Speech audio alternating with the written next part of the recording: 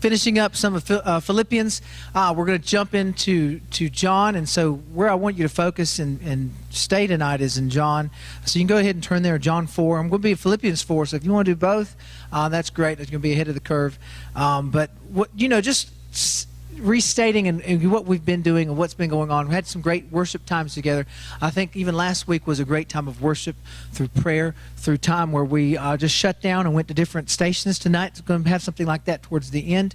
But because, I want to commend to you on what worship is and what I hope tonight will show us in this message. It's Jesus-centered worship. Jesus-centered worship. And we're going to start on Philippians 4 because, I think we really need to get to what a Jesus-centered worship is. And I'll tell you what it's not, because I think what we tend to do is we fall towards this just because this is the first thing that appeals to us finite beings. Us who are just here, and we're not infinite, but we're just here.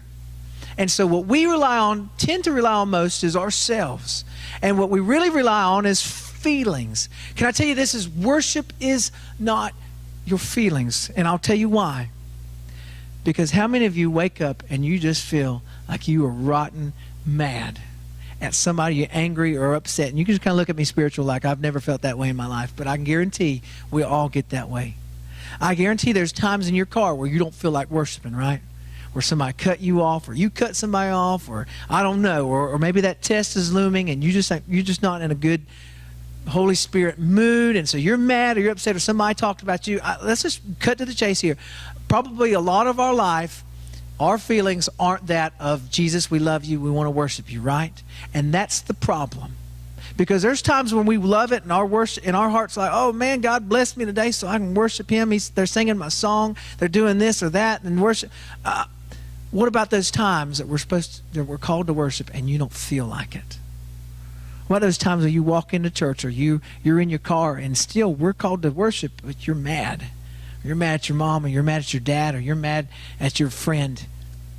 And you say, I'm not going to, just inside you're thinking bad words. Okay? Hey, look at me. We think bad words, right? Some of us say them, but we'll think them. It's something that happens. It's our heart. It's our sin nature. We're human. That's what we do. So if we rely on our feelings to carry our worship, then we're going to be let down every time. Because there's moments where it's great and it's big, and then there's moments where it's horrible. That we hate our brother who is sitting next to us. That we don't like what that person has done. And we have this judging attitude. And we don't have heart of forgiveness, heart of love. So what I want to tell you tonight is worship should not be ever, if it's centered on our feelings, it's centered on us, by the way. Worship should be centered on Jesus Christ, him alone, okay? Now here's, to get a Jesus-centered worship, Jesus-centered perspective, here's what we have to do. We have to look at Philippians 4 and we have to look at John 4. So that's what I want to do tonight. So I hope you can stay with me here. We're human beings. We don't stay on the mountaintop, right? We don't stay at camp. We do go into the valleys. And so we live through the valleys and we struggle through the valleys, and those hard times are when we must worship the most. Philippians 4:10-13. Paul said again, because he's from prison, he says, I rejoice in the Lord greatly that now at length you have revived your concern for me. You were indeed concerned for me, but you had no opportunity. What Paul is saying is, here's a church, always loved him, always supported him, but they have revived it. We don't know why that they stopped sending him some supplies, sending some help. Paul's going to reiterate this, saying, guys, I don't want your money. I don't want your stuff. I don't want your support. I am thankful for it, but I'm not calling or writing you a letter commending you to give me something, asking for help. This isn't a letter begging. This is a letter commending them and thanking them and honoring them and encouraging them. So Paul's saying, guys, hey, I'm so glad that you're helping me again. I'm rejoicing here on house arrest, awaiting a trial that will lead to a death. I'm being persecuted, and I'm still counting it joy. So we're trying to catch hold of this, just because Paul's not Paul-centered. He's Jesus-centered. And it says this, he says, verse 11 says, not that I am speaking of being in need, for I have learned in whatever situation I am to be content. These are verses you may want to circle. Verse 12 says, I know how to be brought low, and I know how to abound in any and every circumstance. I have learned the secret of facing plenty and hunger, abundance and need. And then the most quoted wrongly verse in all the Bible, I can do all things through Christ. I can do all things through him who strengthens me. Paul's not talking here about scoring, winning the game. Paul is saying, I am okay with having a lot and being without. Because in Christ Jesus, he's all I need. And he says here, he says, I can do all things through him who gives me strength. Paul wasn't asking for a handout. Paul wasn't asking for them to run and give him more stuff. Paul was saying, guys, if you have Jesus, you have everything you need. Whether you have nothing or you have a lot, you have everything you need in Jesus. And it applies to the game because it means when you lose, you could still do all things through Jesus Christ. Paul in this mode was taking the gospel, and he was encouraging the church to take the gospel. He says, guys, you can do that without taking anything. Jesus said that chapters earlier in Luke, if we're in Luke 9 and you go back to that, he sent out 72 folks, and all they had, he sent them out. He said, guys, what I want you to take is nothing with you, because all you need is this message that we're going and we're sharing. You don't take a bag. You don't even take any supplies and that stuff. I will provide for you. Same thing here. We don't need to be worrying about preparing as much as we need to be relying on God's provision. And when we see his provision, it will infect our worship. It will surrender and suffocate our worship. It'll make it more. It'll make it big. It'll make it great. 4:13, we won't understand why Paul could be so happy all the time, even when he had no food or was in prison, until we understand Jesus-centered. There's three things, three struggles, and we're going to look to John for the struggles. We're going to look to John to see what the problem is. Three barriers we will look at. What happens? I think that the loop maybe need to be turned down because I hear a little hum. That's just me because ADD kicks in. So whoever, Will, if you want to help, okay, that's perfect. It was like a little slight hum. I was just like, man. Really? Okay, three barriers tonight. John 4:4-15 is where we're going to start. The first one is, barrier number one, is the wrong wells. You know this story, so we're going to read it together. He had to pass through Samaria, and this is Jesus, by the way. So he came to a town of Samaria called Sychar, and near the field that Jacob had given to his son Joseph. Jacob's well was there, so Jesus wearied. Now, catch his word for a second. Wearied as he was from his journey. Now, this is Jesus, God Almighty, Creator. I'm pretty sure he's not super tired, but Jesus at the right time, at the right moment, was wearied, okay? As he was from his journey, was sitting beside the well. He sat down beside the well. It was about the 6th hour. This is noon. Jesus was in the right place at the right time, always. Verse 7 says, a woman from Samaria came to draw water. Jesus said to her, give me a drink. For his disciples had gone away into the city to buy food. The Samaritan woman said to him, how is it that you, a Jew, ask for a drink from me, a woman of Samaria? For Jews have no dealings with Samaritans. Remember, these are the people on the wrong side of the tracks. We don't talk to them. This is the thought of the age. This is Jews versus Gentiles, Jews versus Samaritans. This is just, they're dirty, they're vile. We don't have any dealings with them. And Jesus came, remember, to break this whole idea of tradition, trying to break this whole idea of just Jew. He came for everyone. Jesus answered her and said, if you knew the gift of God and who it is that is saying this to you, give me a drink, you would have asked him, and he would have given you the living water. The woman said to him, sir, you have nothing to draw water with. The well is deep. Where do you get that living water? Are you greater than our father Jacob? He gave us a well and drank from it himself, as did his sons and his livestock. Jesus said to her, everyone who drinks of this water will be thirsty again. But whoever drinks of the water that I will give him will never thirst again. The water that I will give him will become in him a spring of water welling up of eternal life. And the woman said to him, Sir, give me this water so that I will not be thirsty or have to come here to draw water. Now we know the story, and we've heard the story, and we've come at it different ways. Again, it's basic, it's easy. The lady, the Samaritan woman, comes to the well. Jesus is there at the right time, the right moment, as he is always in our lives. And he says, he's trying to open opportunity to her, have a conversation. He says, will you pull me up some water because I want something to drink? And she said, why are you talking to me? You're a Jew. You're not supposed to talk to me. And he says, now listen, if you know who God is and if you know who I was, you'd be asking me for the living water. And she's like, whoa, okay. First off, you don't have any way to get any water whatsoever. And you're telling me about this. What is living water, by the way? And then he goes into it. Listen, this living water is water that I can give to you, and you'll never thirst again.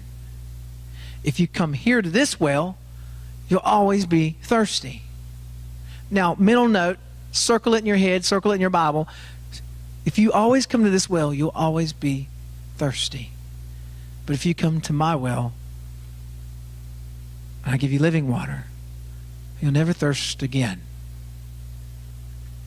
Barrier number one that we struggle with in seeing Jesus-centered worship and seeing true, authentic worship is that we go to the wrong well.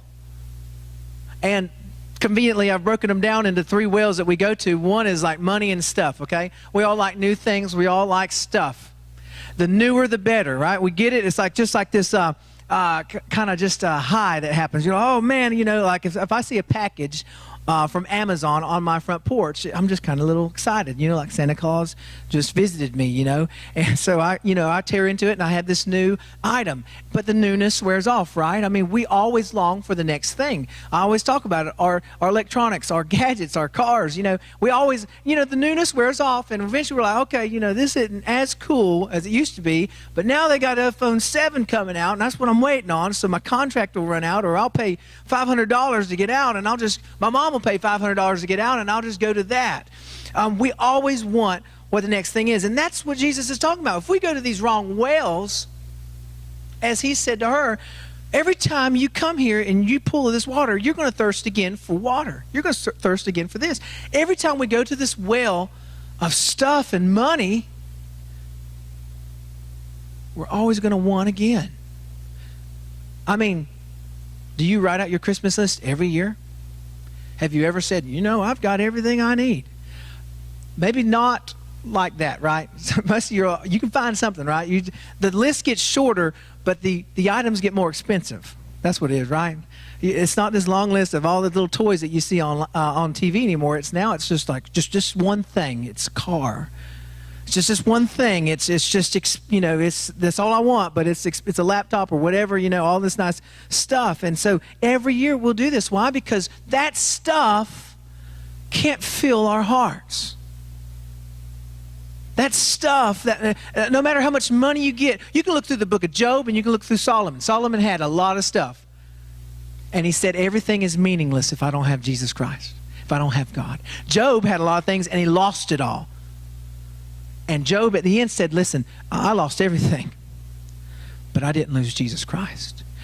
But granted, I say this, you won't have those dressed. Most of us won't spend time in Job's area long, and we won't spend time in Solomon's area long.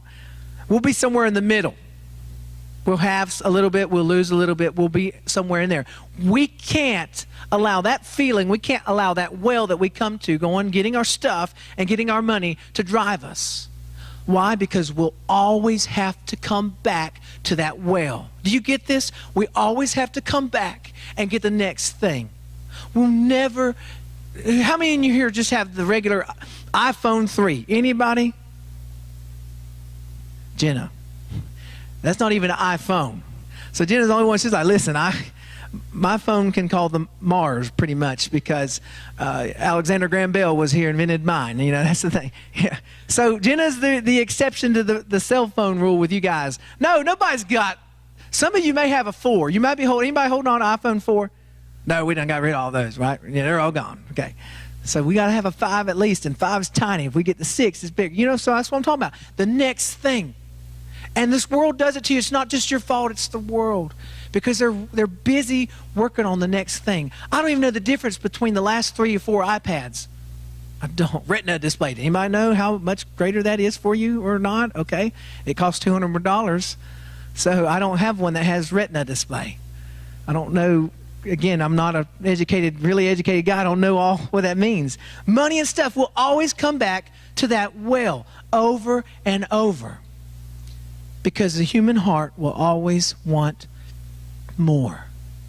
And we will continue to fill our heart from the well of money and the well of stuff, and we'll never have enough to make us truly happy. Did you get that?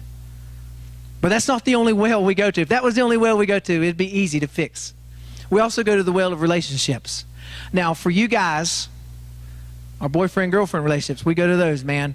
I'll tell you this. Here's a struggle in it, is that I'm going to talk about a man and wife, husband and wife, that relationship, and even the struggle there at the well. So can you just know that how hard it would be trying to get that dating relationship if you go to that well and go to that well and go to that well. Because here's what I'm going to tell you in this context right here. Matt Chandler wrote this.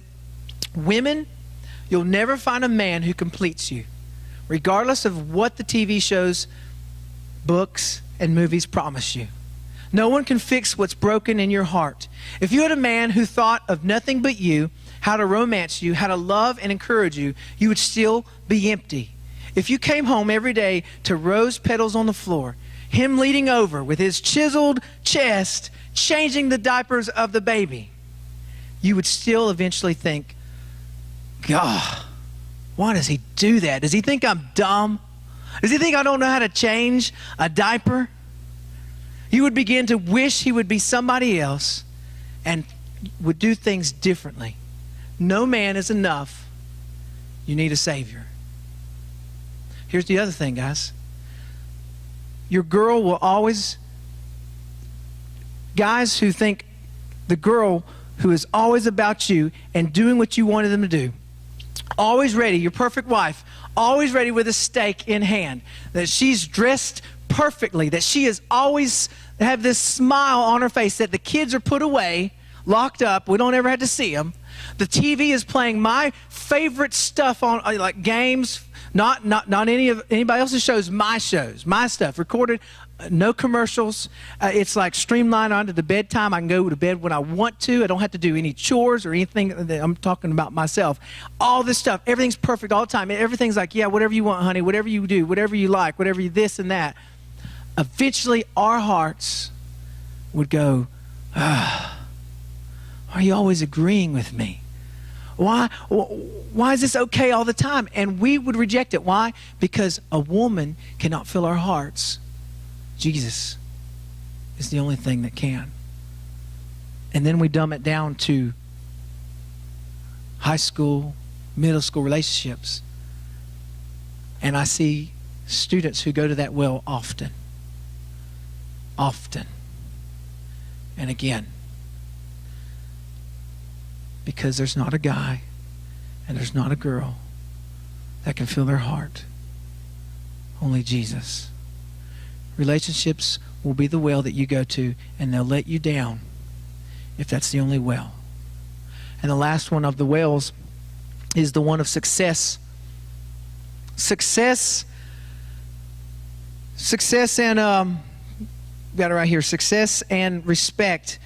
We only want approval. We come to this well and we want the pat on the back. We want to know the good job that we've done, and we want to get the approval. And so what happens, it's kind of like the Alabama coach, Nick Saban. If you know anything about Nick Saban, he's won a ton of championships, right? Let's not even talk about him because we don't forget how many we can count. He's got a lot. You ask Nick Saban the day after he wins the national championship what he's thinking about, and he's not thinking about his national championship that he just won. He's thinking about how he can win the next one.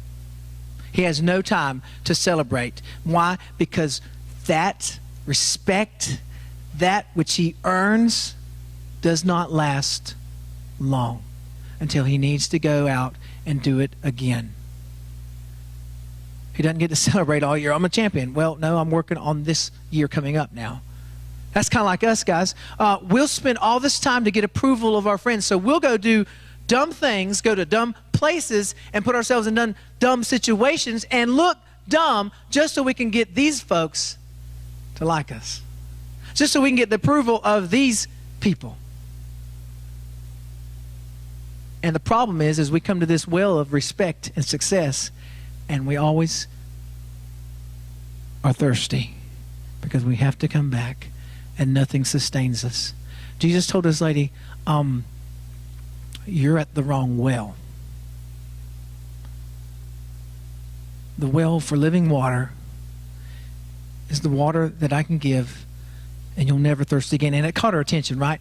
I mean, let's just be honest right here, guys. If Jesus is sitting right here with you, and you're talking to him, and he says, hey, if you'd stop digging into that well of friendships, or stop digging in that well of relationships, or stop digging in that well of money, can I tell you, I can give you something that you'll never, ever have to come back to ever again, because you will be sustained and fulfilled, and that's all you'll ever need.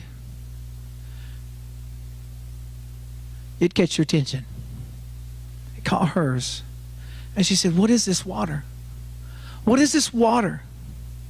What is this living water? Show me what it is so I can get it, be filled, and never thirst again. So Jesus stopped sending it to it. And the first thing we need to do is identify and know that we're going to wrong wells. The second thing is this, and we're going to talk about it because Jesus talks about it for us as well. The second barrier is unconfessed sin. Jesus said to her, go call your husband and come here. We know this play out, right? Go call your husband and come here. The woman answered him, I have no husband. I don't know how long she waited to say that, right?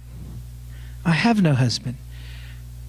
Jesus said to her, you're right in saying, I have no husband, for you have had 5 husbands, and the one you now live with is not even your husband. And I don't know if she's trembling from shock, but what she says next, she says, what you have said is true. The woman said to him, sir, I perceive that you are a prophet. I perceive that you are a prophet. What we see in this picture here somehow, Jesus is saying, hey, I'm going to give you the water that will never run dry.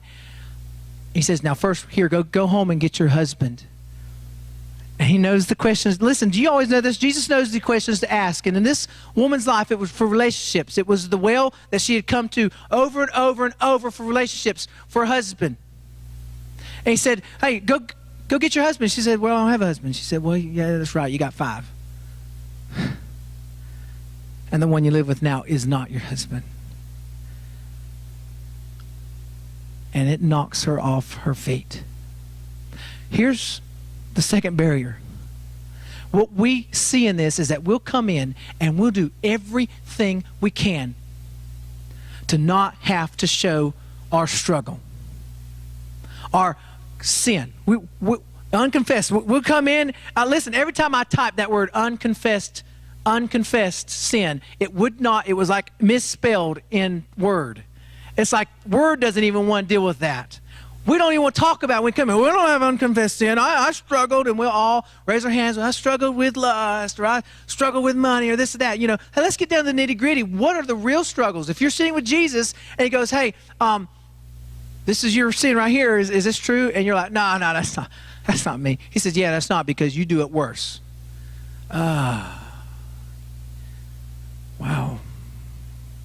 So tonight, before you can get into true worship, you have to know it well first, but then you also need to know the struggle that you have, the unconfessed sin that you come in and you just put on the nice face. You just put on a perfect face. You put on the good clothes. You go, hey, I'm fine. I'm great. Me and my mom and dad, we never fight. Me and my brother or sister, we never fight. I've never said a curse word ever that didn't ever had to be said, you know, something like that. And we rationalize. We've never looked at things we shouldn't look at, or said things or talked about people. We don't do that. Who would come in here tonight and go, yeah, I'm just a struggling, messed up person right here. I'm just struggling. I'm messed up, man. None of us. We'll come in, we'll put our smiley face on, we'll go, okay, I'm happy. And all the while we're hurting. We're struggling. Because what we're doing is we're holding on to something that is eating and tearing us away. And it's what we're told to do by the world. You don't show weakness. You don't show imperfections. And I think it's even hits harder for ladies. I'm just throwing this out there. I don't know, girls, you have to be perfect because you look at a magazine and that girl is perfect. And so then what we had to do is we buy the makeup, right? And we buy all the stuff. Guys are like, what's makeup? And so we make ourselves look a little better. So we don't have imperfections. So we can come in, it's kind of like we just put makeup on our life. Yeah, I've never sinned ever in my life. I've always honored God, always. And so we'll come in and we'll sit down and we'll go, yeah, I understand worship, and we are struggling with that sin that is eating us up inside. And it's unconfessed. We hadn't even brought it to Jesus. We hadn't brought it to nobody. Nobody knows. Can I tell you this? No matter how much you think nobody knows what you've done. And let me tell you what, the heart is dark. We would do some horrible things if we knew we wouldn't get caught. Jesus knows. And she's sitting there right next to Jesus, and he tells her everything. I learn a lot from kids. Not just you guys, but these little ones. And Noah, he has taught me a lot. Noah loves candy, loves it. Man, I told you several times, loves it, okay? And so we tell him, hey man, don't go in the pantry because you weigh 40 pounds. And so when you walk on our pantry, it starts to break because it's not made for a 40-pound kid. It's made for flour, 5-pound, not you. And so, this is, we go over and over and over. And so what we try to do, everything's a teaching and learning moment, experience, And so we're like, okay, so this is, tell us the truth, but this is good and this is bad, And I try not to make it always good because I'll try to say godly. And so, trying to be spiritual in the matters, but we always go back to good and bad, this stuff. So make the right decisions. That's what we want for our kids. So I get up in the morning and I cough, just clearing my throat, getting up, and I hear a door shut and I hear pitter-patter feet running. And so what I do is just go track star on this thing, man. And I come around the corner. And I see Noah. He's just like, he's going as fast as his little feet will take him into the room, dives behind his toy box. And I go in there and go, what do you got? And he's like, got candy, and he's done hit it. And I said, what do you have? He said, nothing. I'm going, what? I just saw you run as fast as you can. Your breath smells fruity. Nobody's breath in the morning smells fruity, okay? It smells bad. Your breath smells fruity. What happened? I don't know. Tell me the truth. That's what we do, guys. Until we are faced with our sin in front of us and our struggles, until we know. Here's what I did. I got a buzzer app on my phone. And I get in my truck now, and I told Jessica, and I do it, and she's okay with it, so don't call anybody. And so I plug it up, and I say, Noah, I just wanted to practice you telling the truth with me, so I've got a lie detector test. And he goes, what? I said, every time that you lie to me, this thing's going to buzz.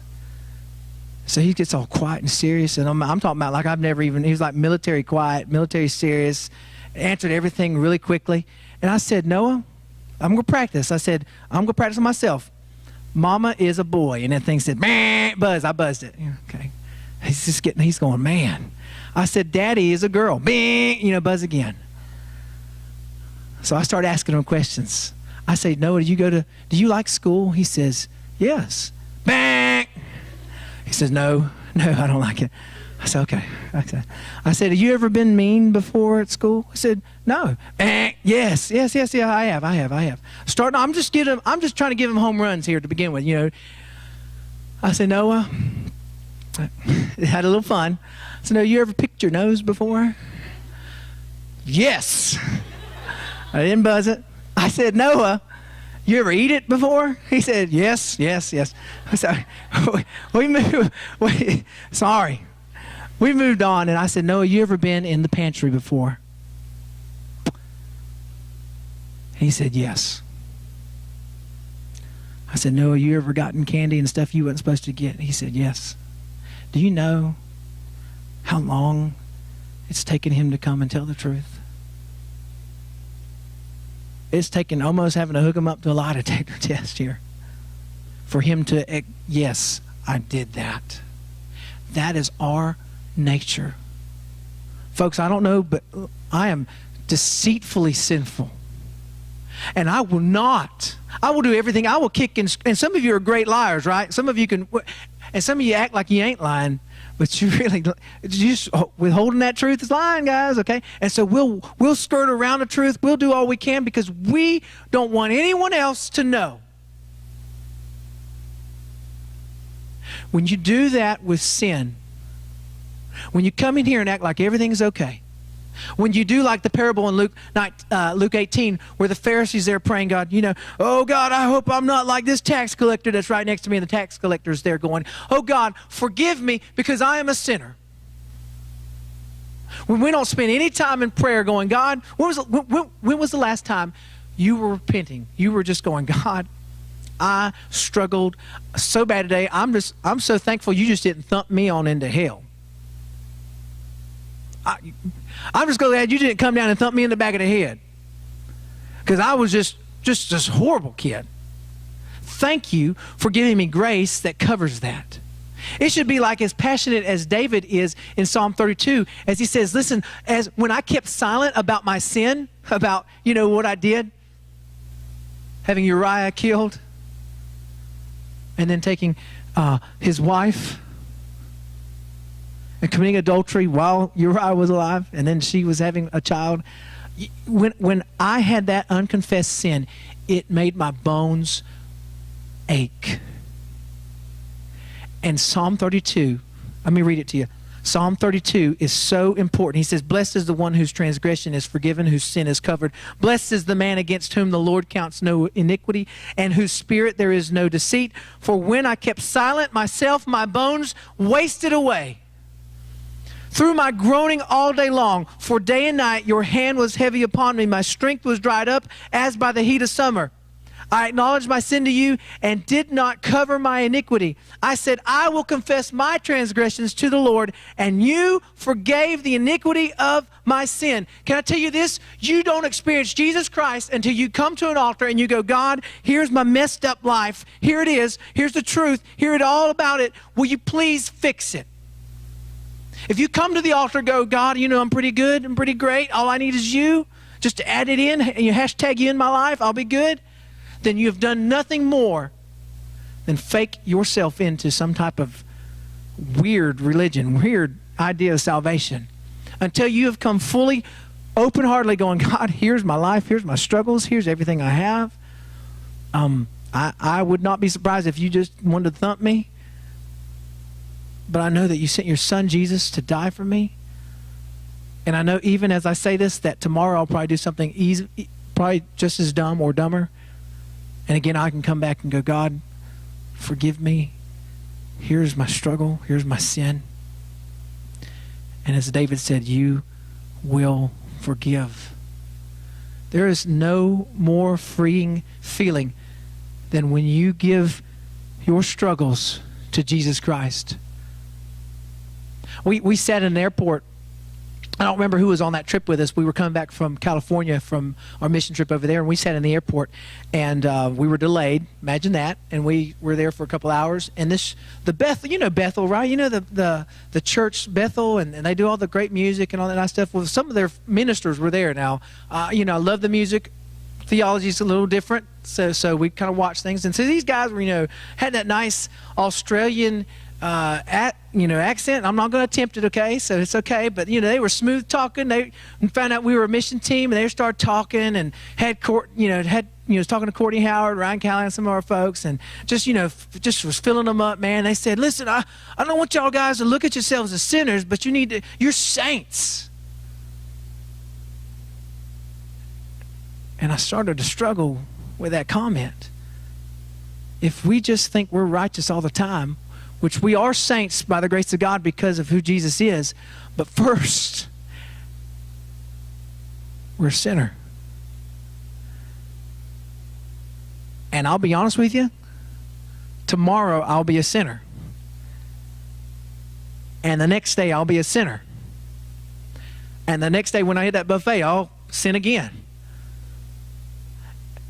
because I'm a sinner, I understand and know that I'm grounded and that I need Jesus Christ to make me righteous, to make me whole. And so it's a constant reminder. I'm not telling you to lay all up in your sin. I'm saying to know that sin is there, confess it, and then know that it's Jesus' whole reason for being here is because sin separates us from God. Don't celebrate your sin or live there, but acknowledge the struggles, and that with it that Jesus through the cross forgives that sin. Two things. We struggle with the well. We go to the wrong one. The second thing is that we think that we have it figured out, so we have unconfessed sin. And the third thing is this, it's ignorance. Now, please don't get mad at me. Ignorance. We have this. John 4, 20 through 26. I'll go quick. Our fathers worshipped on this mountain, but you say that in Jerusalem is the place where people ought to worship. Now, she starts talking about some worship, and she immediately goes back to, well, hey, our fathers did it this way. We've always done it that way. Tradition always told us to do it this way. I get tired of hearing that statement. So she's trying to tell Jesus, well, we've always worshiped on the mountain. And you're telling me to worship in Jerusalem? You're telling me that I need to be here? And Jesus told her, said, woman, believe me, the hour is coming when neither on this mountain nor Jerusalem will you worship the Father. You worship what you do not know. We worship what we know, for salvation is from the Jews. It's Jesus is coming from the Jews. But the hour is coming and is now here. Now, please don't get confused. When true worshipers will worship the Father in spirit and in truth, for the Father is seeking such people to worship Him. God is spirit, and then those who worship Him must worship in spirit and in truth. And the woman said to him, I know that Messiah is coming, He who is called Christ. When He comes, He will tell us all things. Jesus said to her, I am speaking to you Him. Now, through all that, you hear her say, I heard it was a mountain. That's where you worship. I heard also that now you're saying it's Jerusalem. And Jesus is going, lady, there's coming a time where it does not matter where you're at, but who you worship. Can I say that one more time, guys, so we can get this? Tradition tells us she was so stuck on the location of worship rather than who the worship was for.